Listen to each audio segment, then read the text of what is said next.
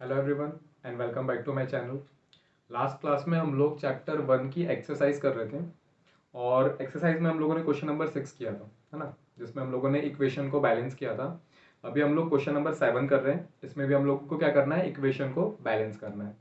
पर अगर आप क्वेश्चन नंबर 7 पढ़ोगे तो आपको ये पता चलेगा कि हमारे पास जो कंपाउंड्स के नेम है ना, वो एक्चुअली में नेम लिखे हुए हैं, है ना, उनका फॉर्मूला नहीं लिखा हुआ है। कंपाउंड का नेम लिखा हुआ है क्वेश्चन में, आपको क्या करना है, उस नेम को पढ़कर क्या करना है, आपको कंपाउंड का फॉर्मूला लिखना है और फिर उसके बाद क्या करना है, उसको बैलेंस करना है। ठीक है, तो क्वेश्चन नंबर 7 देखते हैं क्या लिखा हुआ है। Right the balance chemical equation for the following reactions. First क्या है, calcium hydroxide plus carbon dioxide, ये दोनों को हम लोग ऐड कर रहे हैं। कैल्शियम हाइड्रोक्साइड और कार्बन डाइऑक्साइड को हम लोग ऐड कर रहे हैं और हम लोगों को क्या मिल रहा है, कैल्शियम कार्बोनेट मिल रहा है और वाटर मिल रहा है। तो सबसे पहले हम लोगों को करना क्या है, हम लोगों को ये वर्ड्स जो लिखे हुए हैं इनको हम लोगों को चेंज करना पड़ेगा, किसमें, इनके फॉर्मूले में। और फिर उस फॉर्मूले को हम लोग क्या करेंगे, वो जो हमारे पास इक्वेशन आएगी उस इक्वेशन को हम लोग बैलेंस करेंगे। ठीक है, तो सबसे पहले मेरे पास लिखा हुआ है कैल्शियम हाइड्रो ऑक्साइड। ठीक है, तो कैल्शियम हाइड्रो ऑक्साइड, कैल्शियम है मेरे पास, कैल्शियम का फॉर्मूला, कैल्शियम का सिंबल क्या होता है, Ca। तो मैंने यहाँ पे लिख दिया Ca। अब यहाँ पर लगा हुआ है हाइड्रो ऑक्साइड। ठीक है, हाइड्रो ऑक्साइड क्या होता है, OH होता है, पर कैल्शियम हाइड्रो ऑक्साइड का फॉर्मूला क्या होता है, CaOH होल ट्वाइस। ठीक है, तो इस कंपाउंड का जो फॉर्मूला है वो क्या हो गया, CaOH होल ट्वाइस। आपको सारे कंपाउंड्स के फॉर्मूले याद करने पड़ेंगे तभी ऐसे क्वेश्चंस बन पाएंगे। ठीक है, वरना अगर आपको सारे फॉर्मूले याद नहीं है ना, सारे जो ये जो लिखे हुए हैं कंपाउंड्स, इनके अगर आपको ये सारे फॉर्मूले इस कंपाउंड के याद नहीं है तो क्वेश्चंस, ऐसे वाले क्वेश्चंस नहीं बन पाएंगे। ठीक है, तो कैल्शियम हाइड्रोक्साइड का हो गया CaOH होल ट्वाइस। इसके बाद में मेरे पास कार्बन डाइऑक्साइड, तो कार्बन डाइऑक्साइड का फॉर्मूला तो हम लोग को पता ही है, CO2। तो हम लोग यहाँ पर लिख सकते हैं CO2। ये दोनों को ऐड करने पर मुझे मिल क्या रहा है, मुझे मिल रहा है कैल्शियम कार्बोनेट। ठीक है, कैल्शियम कार्बोनेट, कैल्शियम मतलब Ca, तो यहाँ पे हम लोगों ने लिखा Ca, कार्बोनेट मतलब CO3, तो यहाँ पर हम लोग लिख सकते हैं CO3। ठीक है, उसके बाद लास्ट में बन रहा है वाटर। तो वाटर क्या होता है, H2O। तो हम लोगों का ये जो क्वेश्चन दिया हुआ था, जो सारे कंपाउंड्स के नेम लिखे हुए थे वर्ड्स में, उसको हम लोगों ने चेंज कर दिया फॉर्मूले में। अब हमको करना क्या है, इक्वेशन को सॉल्व करना है। इक्वेशन को बैलेंस करने के लिए सबसे पहले हम लोग क्या करेंगे, सबसे पहले हम लोग काउंट करेंगे कि LHS में कितने एलिमेंट्स प्रेजेंट है और RHS में कितने एलिमेंट्स प्रेजेंट है। ठीक है, तो उसके लिए आप चाहो तो एक टेबल भी बना सकते हो। तो यहाँ पर है मेरे पास एलिमेंट, इसके बाद यहाँ पर है LHS और यहाँ पर आएगा RHS। ठीक है, अब अगर हम लोग देखते हैं तो सबसे पहले यहाँ पर है मेरे पास कैल्शियम। ठीक है, तो हम लोगों ने यहाँ पर लिखा कैल्शियम। कैल्शियम इज LHS में कितना है, 1 ही है। ठीक है, क्यों, क्योंकि इसके आगे कोई नंबर नहीं लिखा हुआ है, इस कैल्शियम के फुट में भी कोई नंबर नहीं लिखा हुआ है, तो हम लोगों ने यहाँ पर लिखा 1। अब हम लोग काउंट करेंगे उस साइड RHS में, तो RHS में कैल्शियम ये है, कैल्शियम के आगे कोई नंबर नहीं लिखा हुआ है, कैल्शियम के फुट में भी कोई नंबर नहीं लिखा हुआ है, तो कैल्शियम यहाँ पे भी कितना है, 1। तो हम लोगों ने यहाँ पर लिखा 1। ठीक है, नेक्स्ट मेरे पास क्या एलिमेंट है, तो कैल्शियम के बाद यहाँ पर मेरे पास लिखा हुआ है ऑक्सीजन, तो हम लोग यहाँ पर लिख सकते हैं ऑक्सीजन। इस ऑक्सीजन को अगर हम लोग यहाँ पे काउंट करते हैं LHS में, तो ये है मेरा ऑक्सीजन। इसके साइड में लिखा हुआ है हाइड्रोजन, एक ब्रैकेट बना हुआ है और यहाँ पे लिखा हुआ है 2। ब्रैकेट के बाहर 2 लिखा हुआ है, मतलब ब्रैकेट के अंदर जितने भी एलिमेंट्स है उसमें वो 2 को मुझे क्या करना है, मल्टीप्लाई करना है। तो जब मैं इस 2 का मल्टीप्लाई इस ब्रैकेट में करता हूँ ऑक्सीजन में और हाइड्रोजन में, तो मुझे यहाँ पर ऑक्सीजन कितना मिल रहा है, 2। सेम वैसे ही यहाँ पर भी ऑक्सीजन के फुट में 2 लिखा हुआ है, तो यहाँ पर हो गए 2 ऑक्सीजन, यहाँ पे भी हो गए 2 ऑक्सीजन। तो यहाँ पर टोटल कितने ऑक्सीजन हो गए मेरे पास, 2 और 2 4, मतलब 4 ऑक्सीजन के एटम्स हो गए। तो यहाँ पर हम लोगों ने लिखा 4। अब हम लोगों को काउंट करना है कि उस साइड कितने ऑक्सीजन। ठीक है, तो यहाँ पर है मेरे पास ऑक्सीजन।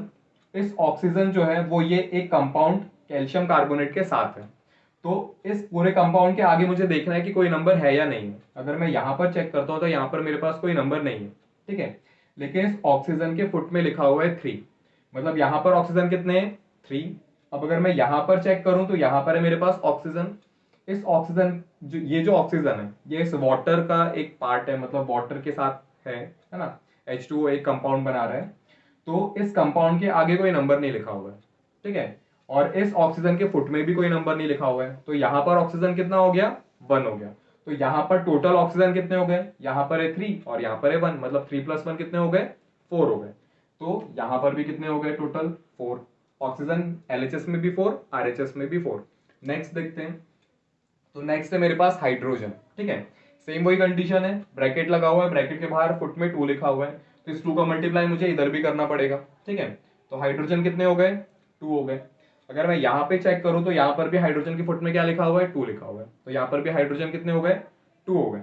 तो यहाँ पर हम लोग लिखा हाइड्रोजन, यहाँ पे भी 2 हो गया, यहाँ पे भी 2 हो गया। ठीक है, नेक्स्ट एलिमेंट देखते हैं, तो नेक्स्ट है मेरे पास कार्बन। ठीक है, कार्बन, अब हम लोग कार्बन को भी काउंट करेंगे। तो कार्बन यहाँ पर मेरे पास LHS में लिखा हुआ है 1, है ना। 1 क्यों है, क्योंकि इसके आगे कोई डिजिट नहीं है और इस कार्बन के फुट में भी कोई डिजिट नहीं लिखे हुए, तो कार्बन कितना हो गया, 1। उधर साइड काउंट करते हैं, तो ये रहा मेरा कैल्शियम कार्बोनेट, इसमें यहाँ पर लिखा हुआ है कार्बन। इस कार्बन, ये जो कार्बन है ये इस कैल्शियम कार्बोनेट कंपाउंड में है, तो इस कंपाउंड के आगे कोई डिजिट नहीं लिखा हुआ है, इस कार्बन के फुट में भी कोई डिजिट नहीं लिखा हुआ है, तो यहाँ पे भी कार्बन कितना हो गया, 1 हो गया। तो हम लोगों ने यहाँ पे लिखा 1 और यहाँ पे भी लिखा 1। अब अगर हम लोग इस टेबल को देखते हैं तो मेरे सारे एलिमेंट्स ऑलरेडी कैसे हैं, बैलेंस्ड है ना। ये कैल्शियम भी बैलेंस है 1 1, ऑक्सीजन भी बैलेंस है 4 4, हाइड्रोजन भी बैलेंस है 2 2 और कार्बन भी बैलेंस है 1 1। तो यहाँ पर अपन को इस इक्वेशन को बैलेंस करने की जरूरत नहीं है, ये इक्वेशन ऑलरेडी बैलेंस्ड है। तो अगर एग्जाम में ये इक्वेशन आती है तो आपको बैलेंस कुछ नहीं करना नहीं है, पर आपको क्या याद होना चाहिए, इनके फॉर्मूलेज याद होने चाहिए, है ना। ये जो कंपाउंड बन रहे हैं इनके फॉर्मूले याद होने चाहिए, वरना अगर इतना भी लिख कर नहीं आएंगे तो फिर एग्जाम में ये क्वेश्चन नहीं हो पाएगा। ठीक है, नेक्स्ट क्वेश्चन देखते हैं। ओके, तो नेक्स्ट क्वेश्चन देखते हैं हम लोग, हमारे क्वेश्चन नंबर 7 का बी, है ना। यहाँ पर क्या है, मेरे पास जिंक है, इस जिंक को मैं किस में ऐड कर रहा हूँ, सिल्वर नाइट्रेट में ऐड कर रहा हूँ। ठीक है, तो ये दोनों मेरे रिएक्टेंट हो गए। मुझे प्रोडक्ट क्या मिल रहा है, मुझे प्रोडक्ट मिल रहा है जिंक नाइट्रेट प्लस सिल्वर अलग हो गया।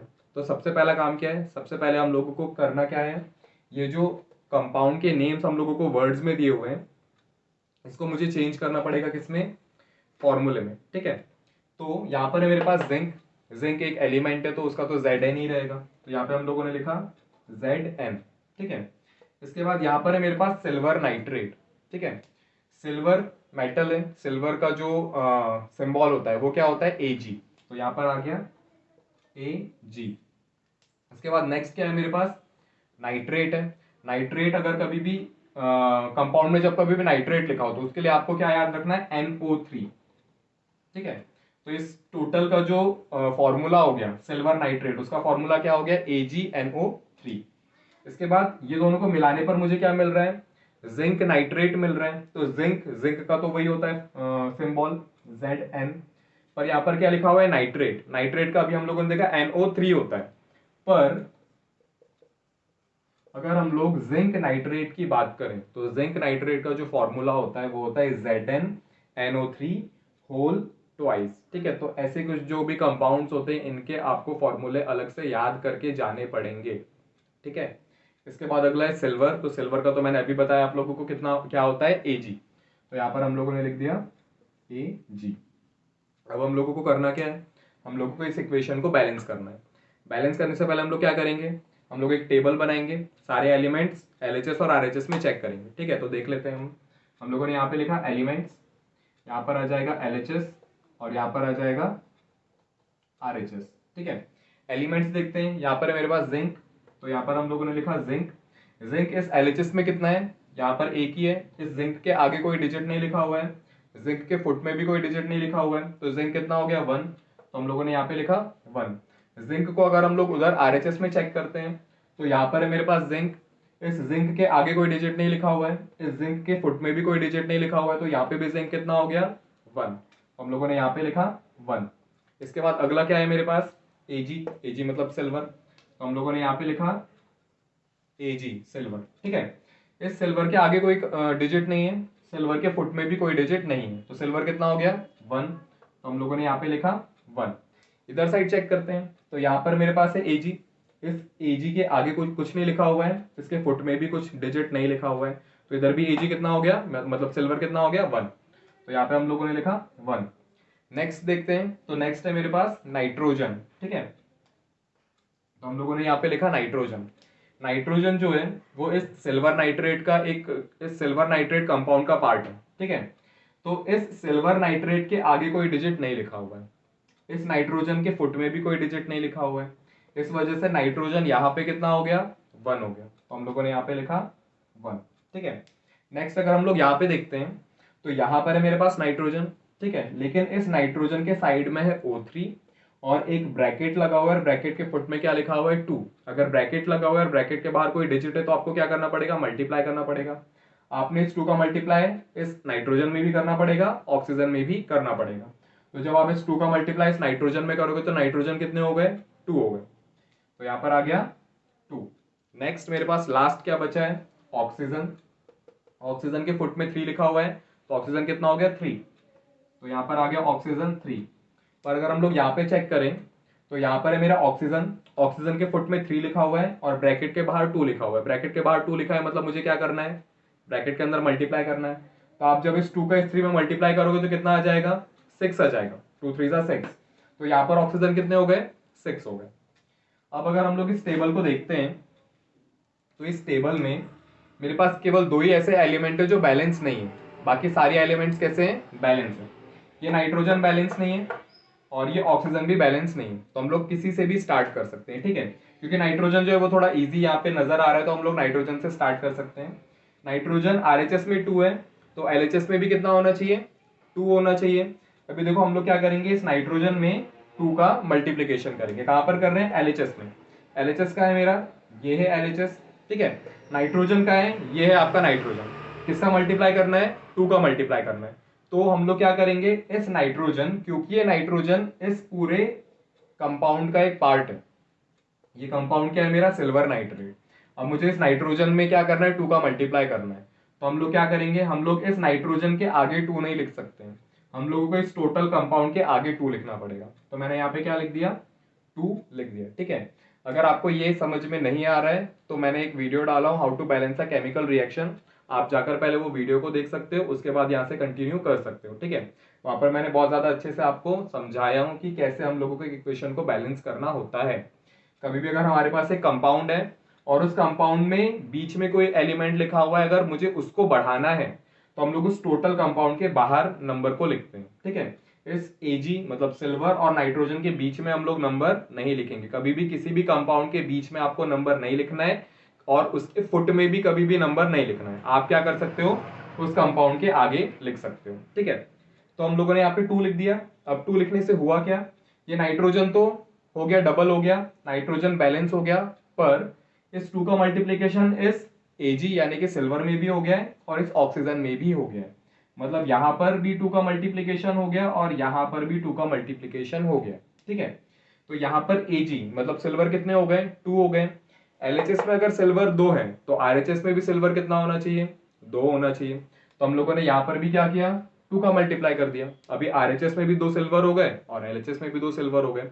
नेक्स्ट, इस 2 का मल्टीप्लाई इस ऑक्सीजन में भी हुआ था। पहले मेरे पास ऑक्सीजन कितने थे, 3 थे, इसमें 2 का और मल्टीप्लीकेशन हो गया, मतलब कितना हो गया, 2 3 6 हो गया। लेकिन अगर मैं यहाँ पे चेक करता हूँ RHS में, तो RHS में भी मेरे पास कितने ऑक्सीजन थे, 6 ही थे। तो वहां पर भी कितने हो गए, यहाँ पर भी 6 है, वहां पे भी 6।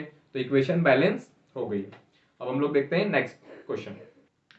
ओके, तो हम लोगों का नेक्स्ट क्वेश्चन, क्वेश्चन नंबर 7 का थर्ड।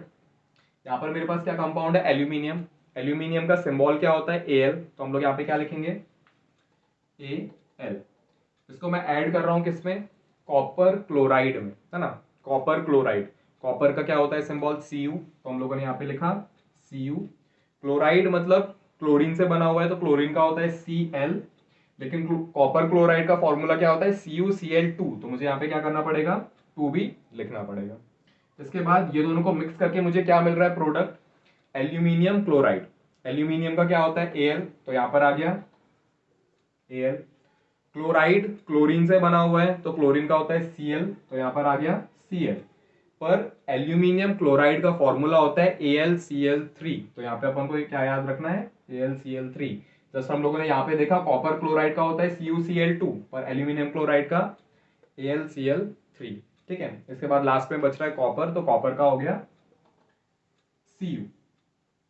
अब हम लोगों को करना क्या है, इस इक्वेशन को बैलेंस करना है। सबसे पहले क्या करेंगे, हम लोग एक टेबल बनाएंगे। तो एक टेबल बना लेते हैं।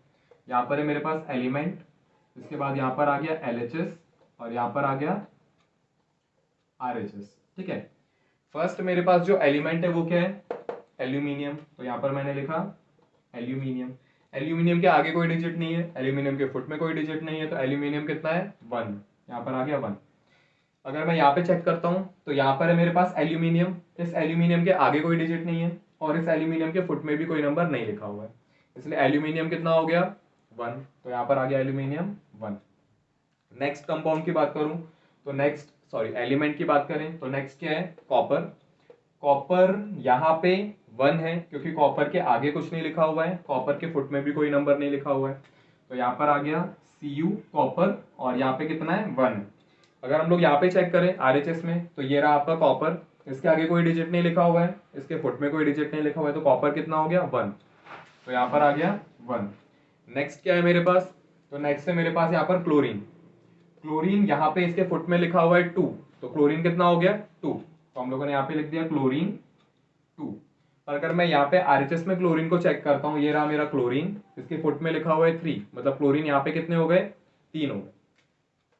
अब अगर हम लोग इस टेबल को देखते हैं तो इस टेबल में मेरे पास सारी चीजें बैलेंस्ड है, बस एक ही ऐसा एलिमेंट है जो बैलेंस नहीं है। ठीक है, तो जो बैलेंस नहीं है, कौन बैलेंस नहीं है, क्लोरीन नहीं है, तो क्लोरीन को क्या करना पड़ेगा, हम लोगों को बैलेंस करना पड़ेगा। ये है मेरा क्लोरीन, इस क्लोरीन में LHS में 2 है, 2 एटम्स है और RHS में 2 है, तो इसको क्या करना है, मुझे बैलेंस करना है। ठीक है, तो हम लोग क्या कर सकते हैं, यहाँ पर इस 2 में हम लोग 3 का मल्टीप्लाई कर सकते हैं और इधर 3 में 2 का मल्टीप्लाई कर सकते हैं, तो कितना हो जाएगा 3 2 6 हो जाएगा, उधर भी 3 2 6 हो जाएगा। तो LHS है मेरा, उसमें मैं क्या कर रहा हूँ 3 का मल्टीप्लीकेशन कर रहा हूँ। ठीक है, ये रहा मेरा क्लोरीन, ये रहा मेरा LHS, मुझे इस क्लोरीन में 3 का मल्टीप्लाई करना है, तो 3 हम लोग कहाँ लिखेंगे, हम लोग इस कॉपर और क्लोरीन के बीच में नहीं लिखेंगे, हम लोग कहाँ लिखेंगे, इस पूरे कंपाउंड के आगे लिखेंगे। तो यहाँ पर कितना आ गया 3 आ गया। ठीक है, अब अगर यहाँ पे 3 आया है तो क्लोरीन कितना हो गया 6 हो गया। अगर क्लोरीन यहाँ पर 6 है तो वहां पे भी कितना होना चाहिए 6 होना चाहिए। यहाँ पे कितना है क्लोरीन 3 है, इसमें मुझे क्या करना है 2 का मल्टीप्लाई करना है, तो यहाँ पे हम लोगों ने क्या लिख दिया 2 लिख दिया। ठीक है, अब क्लोरीन बैलेंस हो गया, यहाँ पे भी 3 2 6 क्लोरीन, यहाँ पे भी 2 3 6 क्लोरीन। पर ये बैलेंस करने की वजह से क्या हो गया, ये बैलेंस करने की वजह से कॉपर 3 हो गया है ना, ये कॉपर देखो 3 का मल्टीप्लाई हो गया, कॉपर कितने हो गए 3 हो गए। अगर कॉपर इधर 3 है तो कॉपर उधर भी कितना होना चाहिए 3 होना चाहिए, तो यहाँ पे क्या कर दो 3 का मल्टीप्लाई कर दो। RHS में आपने क्या किया, कॉपर में 3 का मल्टीप्लाई कर दिया, कॉपर बैलेंस हो गया। सेम वही चीज यहाँ पे आपने 2 का मल्टीप्लाई किया क्लोरीन के लिए, पर ये एल्यूमिनियम में भी 2 का मल्टीप्लाई हो गया, इधर एल्यूमिनियम कितने हो गए RHS में 2 हो गए, इधर भी कितने होने चाहिए 2 ही होने चाहिए, तो आप यहाँ पे क्या करो, यहाँ पे भी 2 का मल्टीप्लाई कर दो एल्यूमिनियम में, मतलब आपने यहाँ पे 2 का मल्टीप्लाई किया, यहाँ पे भी 2 हो गया, यहाँ पे भी 3 हो गया। ठीक है, तो इक्वेशन हमारी बैलेंस हो गई है। अगर आपको ऐसा लग रहा है कि इक्वेशन बैलेंस हो गई तो एक बार चेक कर लो। यहाँ पे है हमारे पास कितना 2 एल्यूमिनियम, यहाँ पर कितना है 2 एल्यूमिनियम, यहाँ पर कॉपर 3 है, यहाँ पर भी कॉपर 3 है, यहाँ पर क्लोरीन 3 2 6 है, यहाँ पर क्लोरीन 2 3 6 है, तो सारी चीजें बैलेंस है। देखते हैं नेक्स्ट क्वेश्चन। नेक्स्ट क्वेश्चन हम लोगों का क्वेश्चन नंबर 7 का लास्ट है ना। यहाँ पर क्या है मेरे पास बैरियम क्लोराइड, इस बैरियम क्लोराइड को मैं क्या कर रहा हूँ पोटेशियम सल्फेट में ऐड कर रहा हूँ, तो ये दोनों के मिक्स होने पर मुझे प्रोडक्ट क्या मिल रहा है, बैरियम सल्फेट मिल रहा है और पोटेशियम क्लोराइड मिल रहा है। ठीक है, इसके हम लोग फॉर्मूले देख लेते हैं इन कंपाउंड्स के। तो यहाँ पर है मेरे पास बैरियम क्लोराइड। ठीक है, बैरियम एलिमेंट जो है उसका सिंबल क्या होता है Ba, तो यहाँ पे हम लोगों ने लिखा Ba। इसके बाद है क्लोराइड, क्लोराइड जो है वो किससे बना है क्लोरीन से, तो क्लोरीन के लिए आ गया Cl, पर बैरियम क्लोराइड का फॉर्मूला क्या होता है BaCl2। ठीक है, इसके बाद है मेरे पास पोटेशियम सल्फेट, पोटेशियम का सिंबल होता है K, तो यहाँ पर आ गया K। सल्फेट, सल्फेट के लिए क्या याद रखना है SO4। ठीक है, तो यहाँ पर आया SO4, पर पोटेशियम सल्फेट का फॉर्मूला क्या होता है K2SO4। ठीक है, तो ये चीज भी आपको याद रखनी है, ऐसे जो भी अलग अलग जो कंपाउंड्स है उनके आपको याद रखने पड़ेंगे, ठीक है। तो ये क्या हो गया K2SO4, ये दोनों को मिक्स करने पर क्या मिल रहा है, बैरियम सल्फेट। तो बैरियम सल्फेट का फॉर्मूला क्या हो गया, Ba, बैरियम के लिए Ba, सल्फेट के लिए SO4, तो यहाँ पर आ गया SO4। इसके बाद मेरे पास है पोटेशियम क्लोराइड, पोटेशियम के लिए क्या रहेगा K, तो यहाँ पर आ गया K, क्लोराइड क्लोरीन से बना हुआ है तो Cl, तो यहाँ पे क्या आ गया Cl। ये हो गया टोटल मेरा इक्वेशन। अब हमको क्या करना है, इसको बैलेंस करना है। हम लोग सबसे पहले टेबल बनाएंगे। तो सबसे पहले आपने बनाया एलिमेंट, चेक किया LHS में, चेक किया RHS में, ठीक है। सबसे पहला एलिमेंट क्या है मेरे पास, बैरियम। तो यहाँ पे हम लोगों ने लिखा क्या, बैरियम। बैरियम यहाँ पर कितना है, 1 है, क्योंकि इसके आगे कोई डिजिट नहीं है, इसके फुट में भी कोई डिजिट नहीं है, तो यहाँ पर आ गया 1। बैरियम आपने इधर RHS में चेक किया, इसके आगे कोई डिजिट नहीं है, बैरियम के यहाँ पे फुट में भी कोई डिजिट नहीं है, तो यहाँ पे भी कितना हो गया 1। नेक्स्ट क्या है, क्लोरीन। तो यहाँ पर लिखो क्लोरीन, क्लोरीन के आगे यहाँ पे कोई डिजिट नहीं है, इस कंपाउंड के आगे कोई डिजिट नहीं है, क्लोरीन के फुट में भी कोई डिजिट नहीं है, मतलब सॉरी डिजिट है 2 है, तो कितना हो गया क्लोरीन 2 हो गया, यहाँ पर आ गया 2। RHS में चेक करते हैं, ये है आपका क्लोरीन। ये क्लोरीन जो है वो इस KCl पोटेशियम क्लोराइड का एक पार्ट है, मतलब क्लोरीन जो है उसमें एडेड है। तो क्लोरीन इसके आगे, पोटेशियम क्लोराइड के आगे कोई डिजिट नहीं है, क्लोरीन के फुट में भी कोई डिजिट नहीं है, तो यहाँ पे ये कितना हो गया 1, तो यहाँ पर आ गया 1। नेक्स्ट है मेरे पास क्या, पोटेशियम, ठीक है। तो यहाँ पर आ गया पोटेशियम। पोटेशियम के फुट में क्या है 2 लिखा हुआ है, और पोटेशियम के आगे कोई डिजिट नहीं है, तो पोटेशियम कितना हो गया 2 हो गया, तो यहाँ पर आया 2। पोटेशियम यहाँ पे है, पोटेशियम के आगे कोई डिजिट नहीं है, पोटेशियम के फुट में कोई डिजिट नहीं है, तो पोटेशियम कितना हो गया 1, तो यहाँ पर आया 1। नेक्स्ट क्या है मेरे पास, सल्फर। तो यहाँ पर हम लोगों ने लिखा सल्फर। सल्फर यहाँ पे K2SO4 इस पूरे का एक पार्ट है, इस पूरे कंपाउंड के आगे कोई डिजिट नहीं लिखा हुआ है, सल्फर के फुट में भी कोई डिजिट नहीं लिखा हुआ है, इसलिए सल्फर कितना है 1, तो यहाँ पर आ गया सल्फर 1। यहाँ पे सल्फर सेम वही BaSO4 का पार्ट है, इस कंपाउंड के आगे कोई डिजिट नहीं लिखा हुआ है, सल्फर के फुट में भी कोई डिजिट नहीं लिखा हुआ है, तो यहाँ पर ये कितना हो गया 1। लास्ट मेरे पास क्या बच गया, ऑक्सीजन। तो यहाँ पर आ गया ऑक्सीजन। ऑक्सीजन जो है वो इस पूरा टोटल K2SO4 में है, इसके कंपाउंड के आगे कोई नंबर नहीं है, पर इस ऑक्सीजन के फुट में 4 लिखा हुआ है, तो ऑक्सीजन कितना हो गया 4, तो यहाँ पर आ गया 4। यहाँ पे मैंने चेक किया ऑक्सीजन, सेम वही कंडीशन है, इस कंपाउंड के आगे कोई डिजिट नहीं है, पर इस ऑक्सीजन के फुट में है 4, तो ऑक्सीजन यहाँ पे कितना हो गया 4, तो यहाँ पर आ गया 4। अब आपको करना क्या है, आपको इस इक्वेशन को बैलेंस करना है।